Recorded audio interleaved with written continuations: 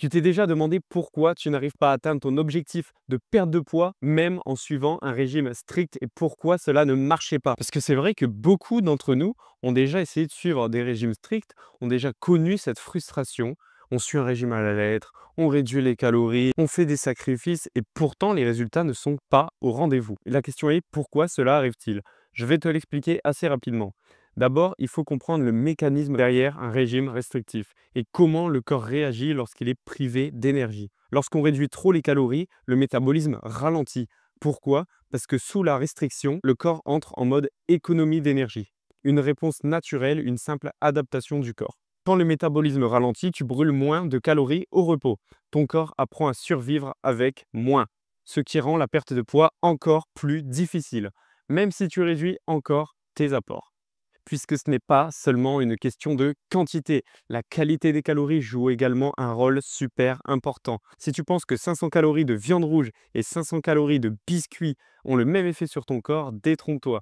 Les aliments riches en nutriments, comme la viande rouge ou les œufs par exemple, activent ton métabolisme et te permettent de brûler du gras et de gagner de l'énergie. Alors que les calories ici des aliments transformés comme les biscuits vont juste exploser ta glycémie, favoriser le stockage des gras et seront inflammatoires pour ton organisme.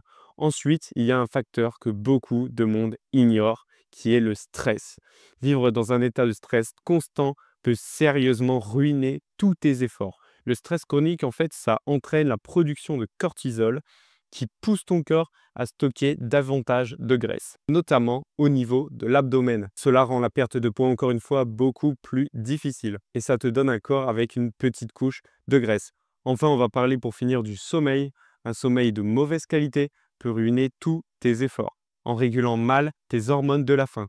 Quelles sont les hormones de la faim justement? On va voir ça tout de suite parce que oui, quand tu dors mal, tes niveaux de gréline, qui est donc l'hormone de la faim, augmentent et ceux de la leptine, qui est l'hormone de la satiété, diminuent. Donc avec un mauvais sommeil, il est normal que tu te réveilles avec des fringales et avec un appétit incontrôlable.